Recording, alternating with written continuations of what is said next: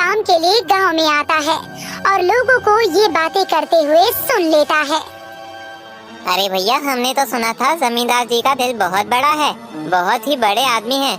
अरे काहे के बड़े आदमी, गांव वालों को एक दावत तो ठीक से दे नहीं पाए।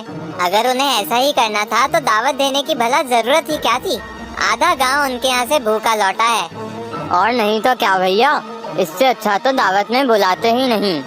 उन लोगों की बातें सुनकर जमींदार जी के खास आदमी को कुछ समझ नहीं आता और वो उन लोगों से पूछते हुए कहता है, ये सब आप क्या कह रहे हैं भैया? आपको जमींदार जी की दावत में खाना नहीं मिला? अरे भैया, खाने का एक निवाला तक नहीं मिला। उस आदमी की बात सुनकर जमींदार जी के खास आदमी को मोहन पर शक होता है और वो उससे बात करने सीधे उसकी दुकान पर जाता है। ये सब मैं क्या सुन रहा हूँ मोहन? ये गांव वाले जमींदार जी के बारे में ये सब क्या बोल रहे हैं? आप क्या कह रहे हैं मालिक? मैं कुछ समझा नहीं। तुम मुझे ये बताओ कि जब मैंने तुम्हें सभी गांव वालों की दावत के लिए सामान के पूरे पैसे दिए थे, तो दावत में आधे गांव वाले भूखे कैसे रह गए?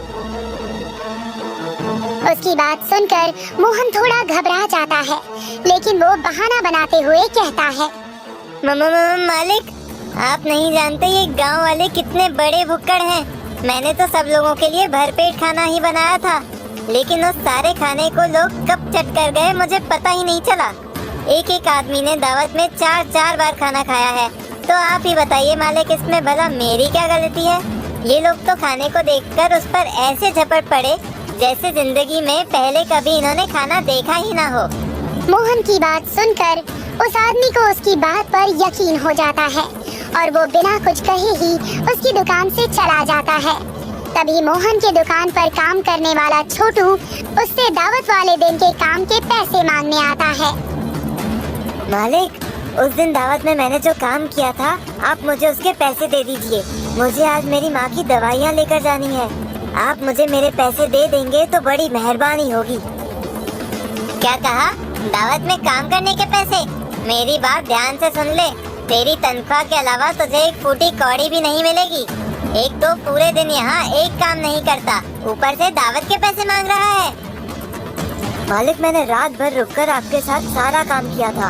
आपको मुझे मेरे पैसे तो देने ही होंगे। तुझे एक बार बोला तो समझ नहीं आता क्या? एक पैसा भी नहीं मिलेगा तुझे। निकल जा यहाँ से। मोहन के ऐसे बर्ताव से छोटू को बहुत बुरा लगता है और वो गुस्से में जमींदार के खास आदमी के पास जाकर उसे मोहन की सभी करतूतों के बारे में बता देता है। अच्छा, तो ये बात है। लगता है मोहन के सर पर पैसों का लालच कुछ ज्यादा ही सवार हो गया है। तुम चिंता मत करो, तुम्हें तुम्हारे हक के पैसे जरूर मिलेंगे और उसे उसके किए का हर्जाना भी जरूर भरना पड़ेगा। जमींदार जी का आदमी छोटू को लेकर अब मोहन की दुकान पर जाता है। छोटू और उस आदमी को एक साथ देखकर मोहन के होश उड़ जाते हैं। इससे पहले कि वो कुछ बोल पाता, वो आदमी मोहन से कहता है, क्यों भाई मोहन, लगता है पैसों का कुछ ज्यादा ही लालच आ गया है तुम्हारे मन में। ये क्या कह रहे हैं आप मालिक? लालच?